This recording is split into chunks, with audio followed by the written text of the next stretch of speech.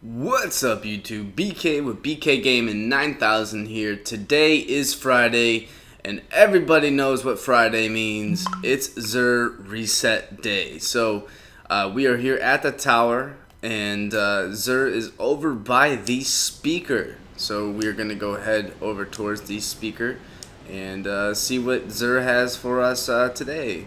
Grind on the pole a little bit. There you go. Alright, so the past couple weeks, Xur hasn't really had much. He's had stuff to offer. As you saw last week, I was excited because he had primary legacy engrams and stuff like that. So let's go ahead and jump right into there. See what he's got.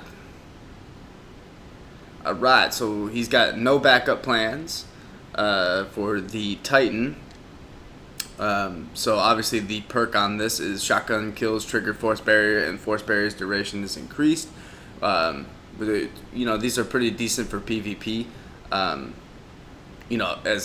exotics with like the perk. I haven't looked over what it had yet. It's got strength and discipline, which is decent for PvP because you're always going to want to be able to have that melee up slash grenade. I tend to go more towards super, just so I can either always have a Fist of Havoc or some hammers. Or if I'm feeling a little zesty, I'll put a bubble up. Not too often I do that though. You have Rainbows, increased melee attack speed, momentum transfer, machine, and shotgun loader. So pretty decent there. Let's take a look at the strength roll. So possible strength of 62 is the highest.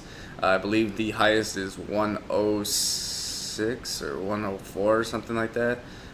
It's up there. So I mean, this isn't bad, but it's not something that's good. But if you don't have it, go ahead and pick this up.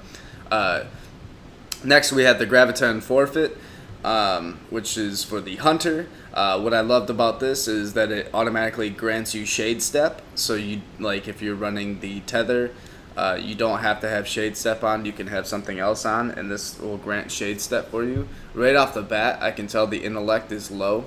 I definitely know the intellect is in the high 90s / low 100s for a possibility of a roll.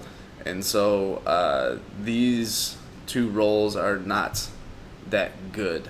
Let's actually take a look at the one I have. See how my intellect's 89? That's a medium-sized roll right there. So I would think about this before I would get it. But if you don't have it, this is kind of tough to come by, so I would pick it up. Xur doesn't really sell this that often. So next he's selling the Apotheosis Veil, which is for the Warlock, and the perk for here is immediate health, melee, and grenade regeneration after activating your super, which is like, it sounds like you wouldn't use it that often, but like if you're a Sunslinger and you're just you res yourself, that's an instant melee, instant grenade, and your health is instantly regen. So like all the way. And that could be very powerful. Like you automatically gain your grenades back super quick with that super. But imagine if like instant rised up and you could just melt people. So that's good. So then we move on to the weapon. I'm actually pretty excited to see this. It's a Zalo Supercell. It's only light score 280, which I hope when they release the update, Rise of Iron, that they increase this light level from Xur stock, because 280 is kind of getting stale right now, and always having to use exotic shards to infuse, especially when he doesn't sell exotic shards. That's something that I hope they change. Because I used to sell exotic shards and stuff like that, so I hope they change that. But this gun right here is actually a really, really good gun for PvE. It's got a decent damage output. It's an assault rifle in a sense, but it's the only assault rifle that has any type of burn to it in year 2.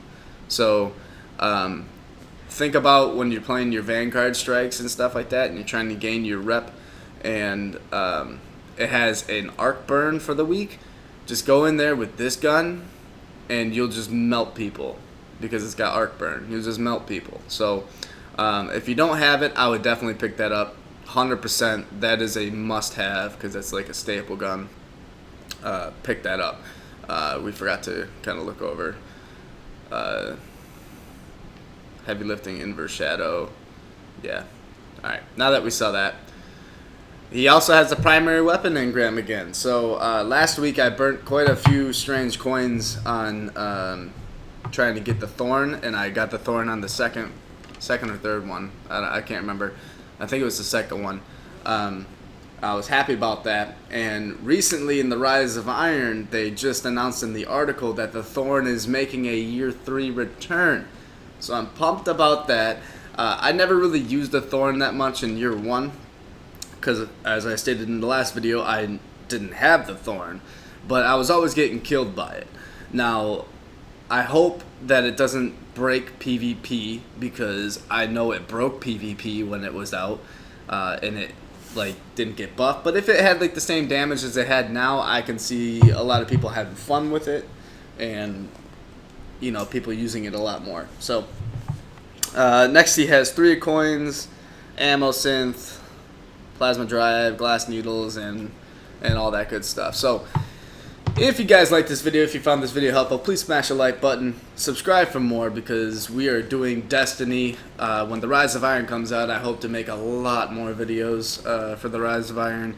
I know the Destiny content's been kind of Xur and maybe some engram openings. I am currently in the process of saving all the exotics I get, which I haven't gotten a lot because since the nerf of the 3 of coins, like I barely get any exotics from any drops. But I'm gonna save some for the opening after the Rise of Iron, so in case they come out with some crazy exotic gear pieces and stuff like that, I'm gonna have some engrams to be able to get those. So yeah, if you like this video, like this, subscribe for more. I tried to do weekly Xur videos as well as other Destiny videos. If you have any ideas down below of what you would like to see, or anything that you're interested in, just let me know. I also do Division videos. I rarely do Call of Duty videos, but I will see you guys in the next one. Peace.